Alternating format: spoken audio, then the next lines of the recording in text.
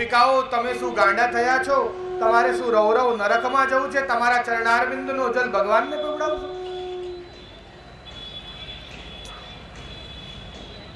ગોપિકાઓ કહે છે, હે નારદજી, અમે તમારી જેમ 4 વેદ 6 શાસ્ત્ર પુરાણ આદિના જાણકાર નથી, પણ અમે એટલું જાણીએ છીએ કે અમે ભગવાનના ભક્ત છીએ.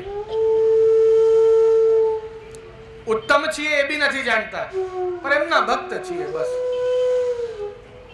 માત્ર આ જલ લઈ જાઓ, ભગવાનને પીવડાવો. જો એનાથી સારું થાય તો અમારું જીવન કૃતાર્થ થઈ જશે. ભગવાને જલ એમના અંજલિમાં લઈને ગ્રહણ કર્યો. નારદજીને કહે છે, નારદજી આનાથી ફેર પડે છે, ઘડો મારા જ હાથમાં આપી દો. ત્યારે નારદજીને ખ્યાલ આવ્યો કે મારા કરતા જાણે કેટલા ઘણા બધા ઉત્તમ ભક્ત ભૂતલ પર બિરાજો છે.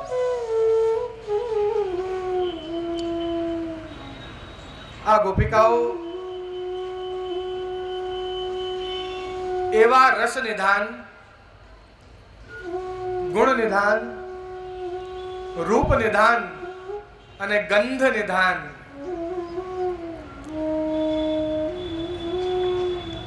જેનું અધરમ મધુરમ, વદનમ મધુરમ, નયનમ મધુરમ, હસિતમ મધુરમ, મધુરાધિપતે અખિલમ મધુરમ.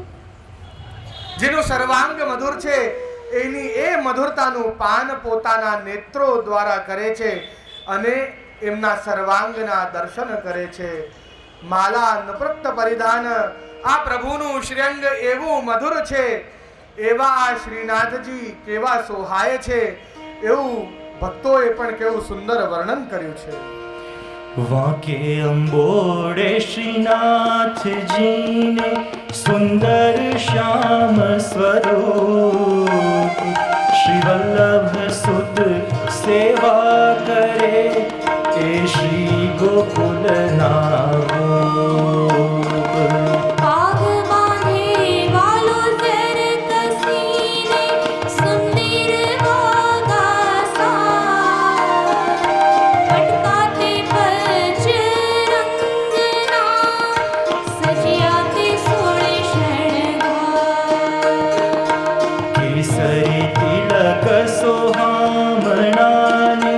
નાસિકા વિશ્વાઘાત, ચીબુકની અતિ ક્રાંતિ છે, કંઠે મોતીના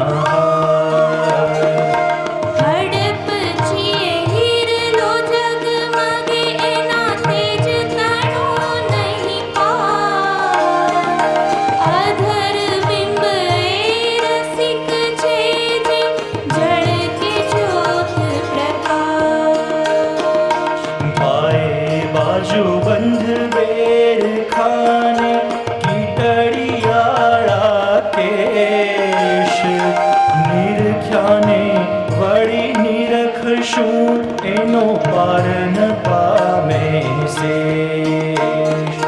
ડાબી ભુજાએ ગિરિવર ધર્યો, જમણે કોટી મધ્ય ભાગ.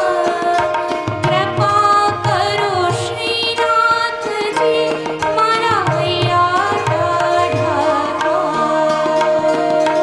પાયે ઘૂંઘરી રણ ઝણેની, મોજડીએ મોતીનો હાર.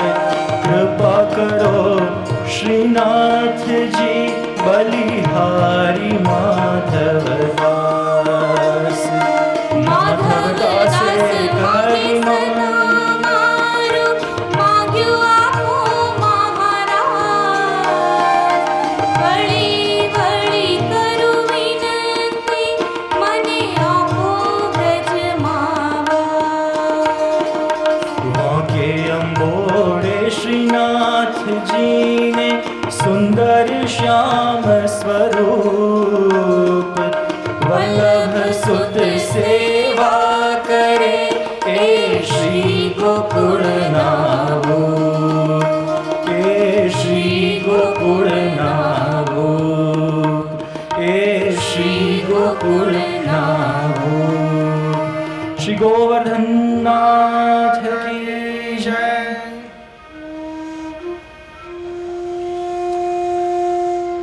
અત્યંત અલૌકિક સ્વરૂપ ભગવાનનું, જેના દર્શન આ ગોપિકાઓ કરી રહી છે. વિચિત્ર વેશૌ, ભગવાનના અત્યંત અલૌકિક વેશ. બલદાવજીએ નીલાંબર ધર્યો છે અને ભગવાન શ્રી કૃષ્ણ પીતાંબર. ભગવાન શ્રી કૃષ્ણની સંગ છે માટે બલદાવજીનું વર્ણન પણ ગોપિકાઓએ સૂક્ષ્મમાં કર્યો છે, કારણ કે એના અંદર પણ કૃષ્ણત્વ છે માટે. બાકી એમ તો જેઠ કહેવાય એટલે વધારે વર્ણન તો એના ઉપર કરાય જ ના.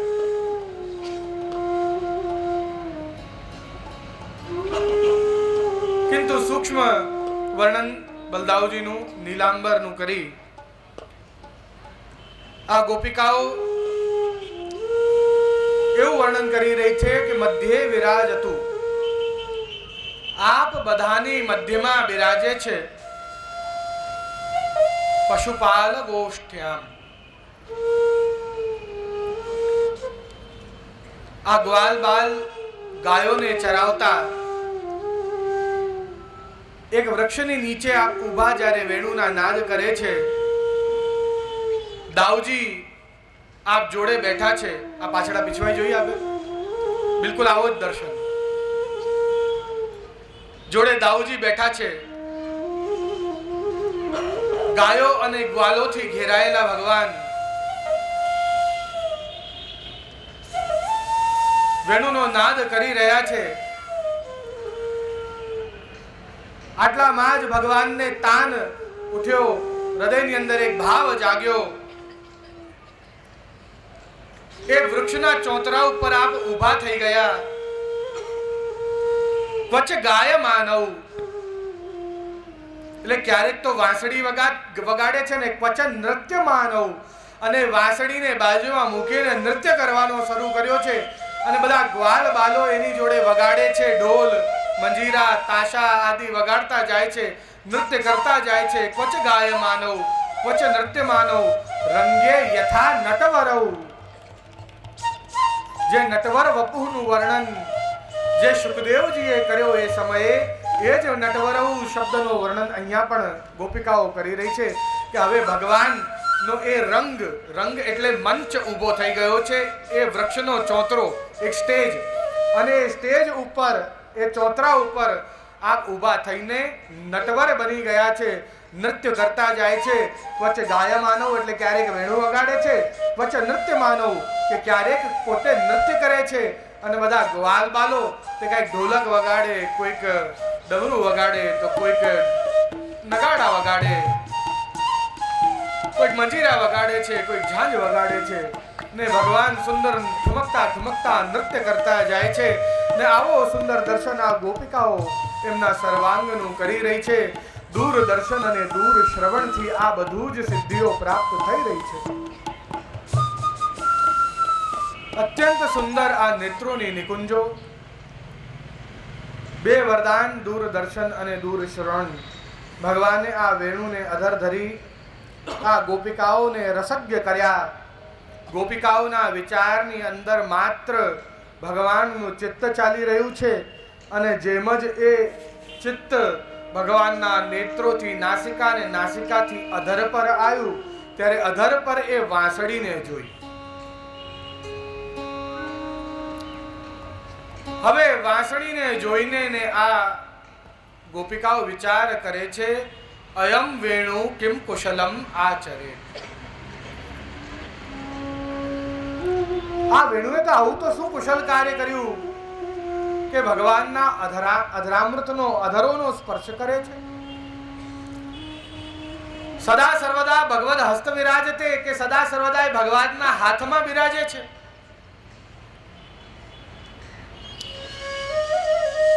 અમારાથી એવું તો શું રહી ગયું જે આ વેણુ કરી શકી છે, જેનાથી વેણુને આવું ફળ મળે છે?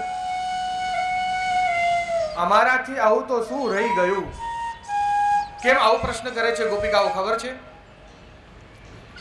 કારણ કે આ ગોપિકાઓ એ વેદની ઋચાઓ છે અને ભગવાનને ભજવાના જેટલા પણ માર્ગ છે એ બધા વેદમાંથી જ નીકળ્યા છે. એટલે ગોપિકાઓને તો સૌથી વધારે ખબર છે કે ભગવાનને કેમ પ્રાપ્ત કરવા. માટે આ ગોપિકાઓ એવું પ્રશ્ન કરે છે કે અમે એવું શું નથી જાણતા જે આ વેણુ વિશેષ જાણે છે અમારા કરતા? અમે એવું શું નથી કરી શક્યા કે જે આ વેણુ કરે છે, કે જેના કારણે આ ભગવાનના અધરોનો આસ્વાદન લે છે. આ વેણુ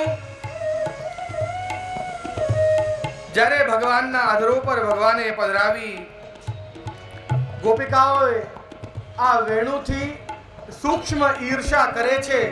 અને આગળના 9મ શ્લોકની અંદર આપણે પ્રવેશ કરીએ અને આ વેણુએ શું કુશલ કાર્ય કર્યું છે એ ગોપિકાઓના મુખેથી આપણે શ્રવણ કરીએ.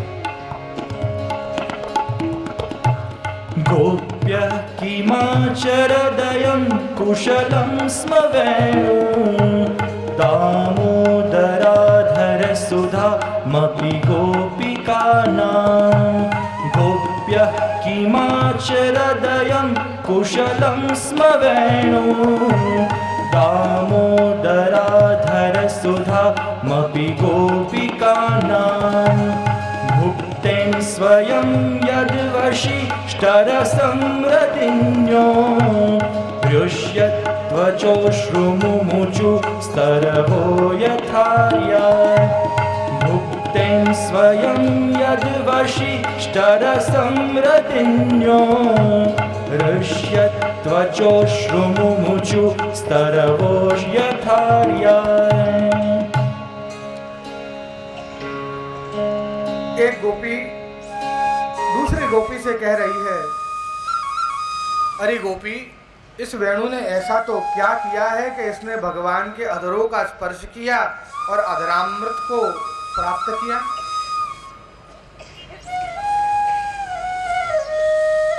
અને જ્યારે આ વેણુ વાગે છે ત્યારે અહીં સુધીનું વર્ણન મળ્યું છે કે જે કલાના પ્રખર વિદ્વાનો જે છે, શક્ર એટલે ઇન્દ્ર, સર્વ એટલે શિવ, પરમેષ્ઠી એટલે બ્રહ્મા. આ યુગલ ગીત ચાલી રહ્યું છે. યુગલ ગીતનું વર્ણન ચાલી રહ્યું છે.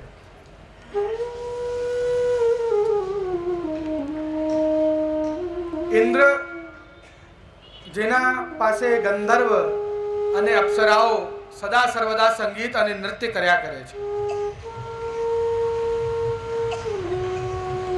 શિવ જેને તાંડવ નૃત્ય કર્યો છે, નિશ્ચિતપણે સંગીતના કેટલા મોટા વિદ્વાન હશે. આ બ્રહ્મા જેની દીકરી સરસ્વતી છે,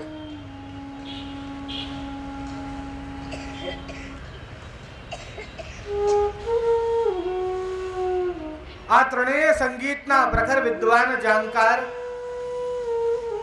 કિંતુ કવયઃ એટલે સરસ્વતી જ્યારે ભગવાન પોતાના પ્રાણ જ્યારે એ વેણુમાં ફૂંકે છે એ જ સમયે સાક્ષાત સરસ્વતી ત્યાં પ્રગટ થઈ જાય છે.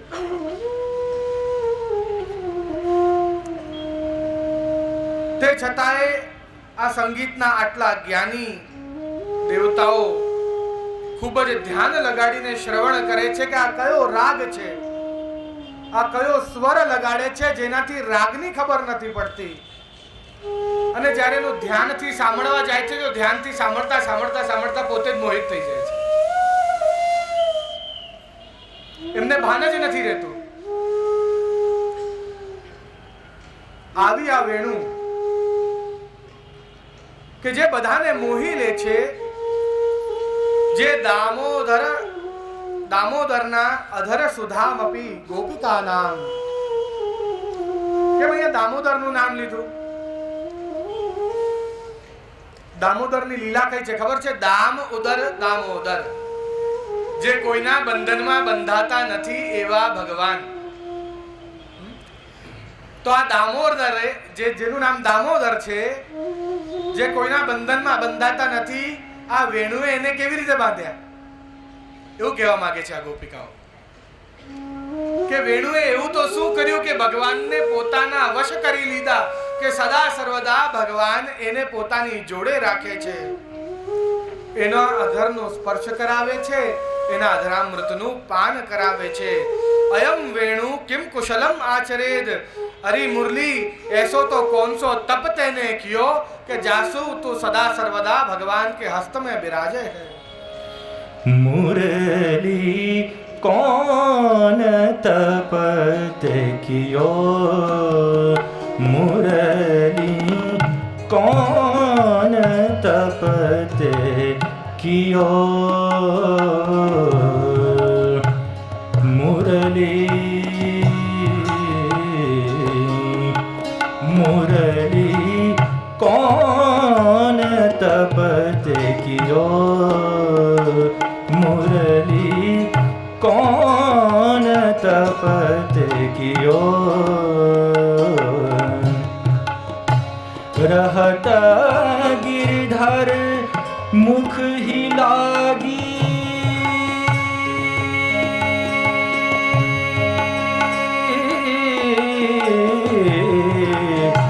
रहत गिरधर मुख ही लागी, अधर को रस पियो,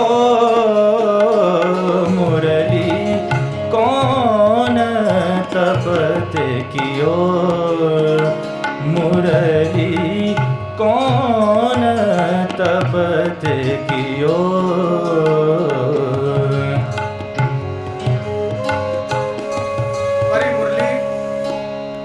આવું તો કેવું તપ તે કર્યું છે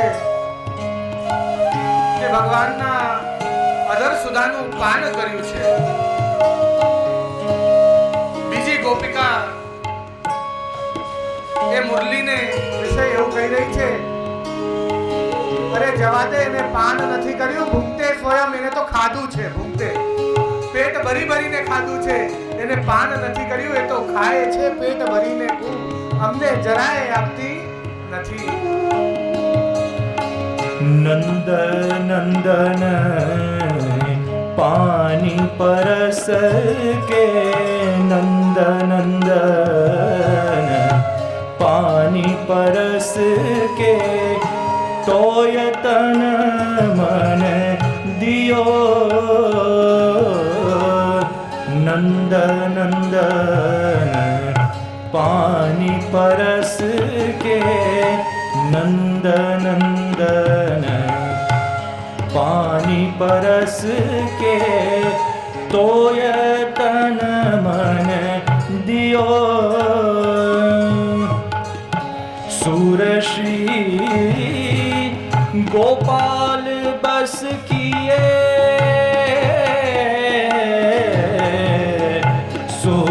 सूरश्री गोपाल वश किए, जगत में जश लियो, जगत में जश लियो, मुरली कौन तप ते कियो, मुरली कौन, मुरली कौन, मुरली कौन तप ते कियो. બોલો કૃષ્ણ કનૈયા લાલ કી જય.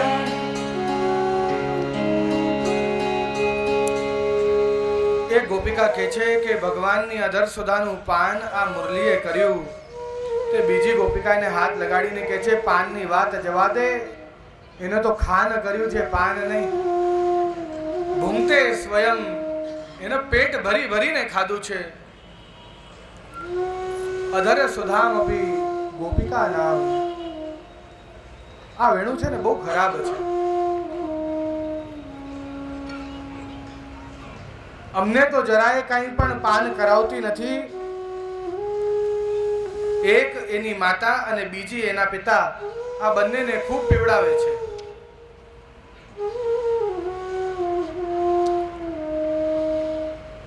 કેમ કે એની માતા કોણ? કે જલ, એના પિતા કે વાંસ. આ બંને રસથી પૂર્ણ થઈ રહ્યા છે. વાંસ અને જલ, શ્રી યમુનાજીમાં તરંગો ઉઠે છે. વાંસ ફૂલાઈ નથી સમાઈ રહ્યા. નિશ્ચિતપણે એમને રસ આપ્યો છે, અમને તો આપ્યો જ નથી આધારનો રસ. અને જે બચી ગયું છે એ ભૂંગતે સ્વયં, એ બાકીનું બધું પોતે ખાઈ લીધું છે, અમને નથી આપતી. અયમ વેણુ કિમ કુશલમ આચરેદ. अरे गोपिका, देखो इस वेणु ने ऐसा क्या कुशल कार्य किया है, मुझे अब पता चला. कि अच्छा बताओ तो जरा.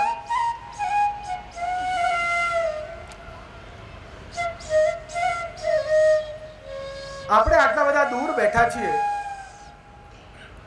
આપણે ઘરમાં, પ્રભુ જંગલમાં, વનમાં, ત્યાંથી ભગવાન વેણુનો નાદ કર્યો. એ વેણુનો નાદ આપણા કર્ણમાં ગયો, હૃદયમાં પ્રવેશ કર્યો. રોમ રોમ પુલકિત થઈ ગયા, આપણી રૂવાટી ઊભી થઈ ગઈ માત્ર ભગવાનના વેણુના નાદથી. રૂવાટા ઊભા થઈ ગયા. પણ રૂવાટા ઊભા થવાથી શું થયું ખબર છે? આપણો ભાવ પ્રગટ થઈ ગયો. और प्रगट किए रस जाए. આ વેણુએ રસ પ્રગટ કર્યો નથી, એના રૂવાટા ઊભા નહીં થતા હોય. જે અધર સુધા અમે આટલા દૂરથી સાંભળીએ છે તો અમારા રૂવાટા ઊભા થઈ જાય છે. એ અધરોનો સ્પર્શ એ વેણુ કરે છે. વિચાર કરો એની કેવી દશા હશે. શું એના રૂવાટા ઊભા નહીં થતા હોય? ગોપિકા કહે છે, ના ગોપી, એના રૂવાટા ઊભા નથી કરતી વેણુ. કેમ? વાંસના રૂવાટા શું હોય? ફાંસ. ને જો એના વાંસની ફાંસ નીકળી આવે તો ભગવાનના અધર પર ચૂભે, અને જો એ ફાંસ ચૂભે તો ભગવાન વેણુને ફેંકી દે. પ્રગટ કરે તો રસ. એ અધરનો સ્પર્શ કર્યા છતાં પણ એ રસને પ્રગટ કરતી નથી, એને પોતાની અંદર ભરી રાખે છે. માટે જે ભગવાને જે સ્ફુરિત કર્યું, એ સુંદર પ્રેમ જે એના અંદર સ્ફુરિત થયો, એને રસ ભરેણાથી ભરીતા. માટે સ્ફુરત કૃષ્ણ પ્રેમામૃત. એને રસને ભરી રાખે છે, પ્રગટ કરતી નથી. શ્રીમદ વલ્લભાચાર્યજીનો ભાવ એટલે જ પ્રૌઢ કહેવાય છે. ઘણા બધા વૈષ્ણવ મને ગઈકાલે કહી રહ્યા હતા, જે આ વેણુ ગીત એટલું બધું રસાત્મક છે, આપ વર્ણન કરવાથી પોતાને રોકો છો કેવી રીતે? બિલકુલ સામાન્ય રીતે એકદમ સહજતાથી બધું એકદમ સમજાવી દો છો. ભાઈ, રસ પ્રગટ કરું તો જતો રહે, એટલે પ્રગટ નથી કરતો, હું પણ દબાવી રાખું છું. પ્રગટ ના કરાય. એટલું રસાત્મક આ વેણુ ગીત કે જેને સમજવાનો અધિકાર માત્ર અમુક જ જીવ એવા છે. પણ એવી વડીલોની કૃપા થઈ, એવા બાળકોની કૃપા થઈ. આજે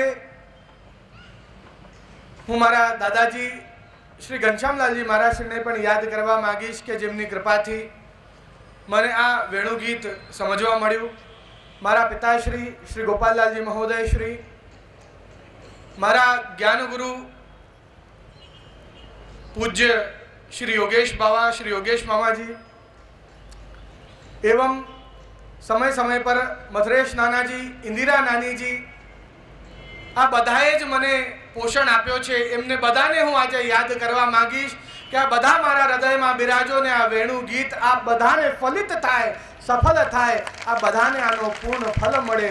बस मने बीजू कांई ज नथी जोईतुं. अत्यंत रसात्मक आ वेणु गीत.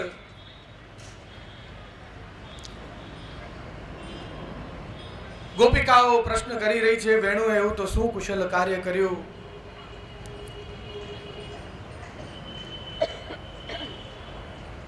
આ જીવનની 7 અવસ્થા, બાલ્યાવસ્થા, પૌગંડ અવસ્થા, કિશોર અવસ્થા, યુવા અવસ્થા, પ્રૌઢાવસ્થા, અતિ પ્રૌઢાવસ્થા અને વૃદ્ધાવસ્થા.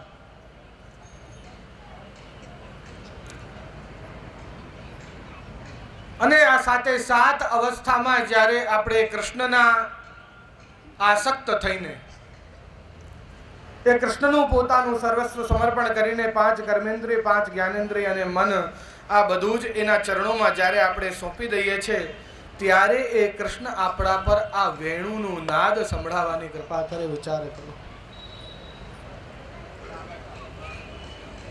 આ વેણુનાદ, આ વેણુ ગીત, ભગવાનનું આ સ્વર, ભગવાનની આ મધુરતા, એમની અધરની મધુરતા. મેં આપને ગઈકાલે કહ્યું હતું કે શ્રીમદ વલ્લભાચાર્યજીના જે મંગલાચરણ જે છે, સૌંદર્યમ નિજ હૃદગતમ પ્રકટિતમ શ્રી ગૂઢ ભાવાત્મકમ, શ્રી વલ્લભના સ્વરૂપનું ધ્યાન છે. આની અંદર આપ સૌંદર્યમ શબ્દને યાદ રાખજો. આપને યાદ છે મેં એવું કહ્યું હતું, પણ ગઈકાલે એનો ખુલાસો નહોતો કર્યો. મેં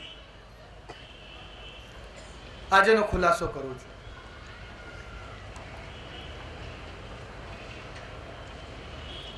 ભગવાન મધુર પર ભગવાનનું માધુર્ય શ્રી વલ્લભ,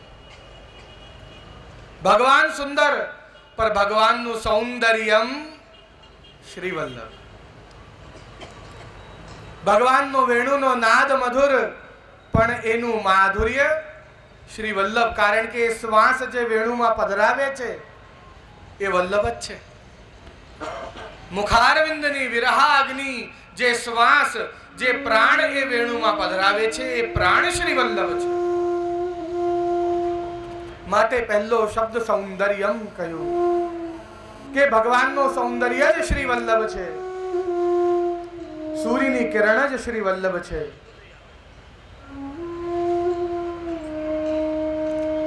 અત્યંત અલૌકિક અધર સુધા જેનું માત્ર સ્પર્શ કર્યો છે. એક ગોપી એવું કહે છે કે વેણુ આપણી જોડે આવું ના કરે. તમે કહો છો ભૂંગતે સ્વયં, પણ એવું મને લાગતું નથી કે પોતે ખાતી હોય. એ વેણુથી માત્ર સ્પર્શ થઈને, પ્રવાહિત થઈને એ પૂરેપૂરો અધર સુધા એ આપણને જ આપી રહી છે. વેણુએ પોતે કઈ લીધું નથી હો. એવું આ ગોપિકા સમજાવી રહી છે કે એ વાંસનો એક ટુકડો જે અગ્નિમાં તપાય છે, કપાય છે, છિદ્રાય છે, ઘસાય છે, અંદરથી એકદમ પોલી એટલે સ્વચ્છ નિખાલસ. માટે જ ભગવાનને એનો રસ એ વેણુની અંદર પધરાવવાનું મન થાય ને. શું આપણે ઘસાયા, તપાયા, છિદ્રાયા